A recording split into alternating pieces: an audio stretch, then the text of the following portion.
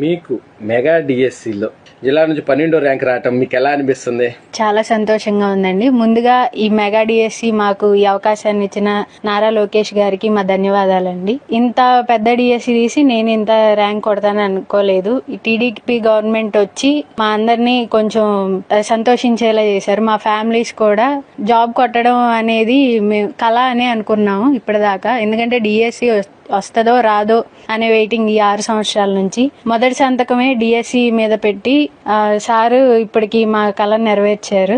దానికి మాకు చాలా సంతోషంగా ఉందండి. అసలు పోస్టులు చూడగానే నాకు జాబ్ పక్కా అనిపించింది. అన్ని పోస్టులు, ఎక్కువ పోస్టులు రిలీజ్ చేశారు సార్. దానికి చాలా సంతోషంగా ఉంది మాకు. మా నాన్నగారు ఆటో డ్రైవర్ అండి ఫస్ట్ నుంచి. వెనకాల ఆర్థికంగా ఏమీ లేదు. అమ్మగారు కూడా చిన్నగా ఏదో జాబ్ చేస్తూ ఉంటారు ప్రైవేట్ గా. అన్నయ్య చదువుకున్నారు ఇలాగే, మాది మిడిల్ క్లాస్. తను ప్రైవేట్ జాబ్స్ కి వెళ్ళి నన్ను నువ్వు డిఎస్సి జాబ్ కొట్టాలి అని చదివించారు. కాకపోతే 6 సంవత్సరాల నుంచి వెయిట్ చేసి ఇంకా మా వల్ల కాదు అని పెళ్లి చేశారు.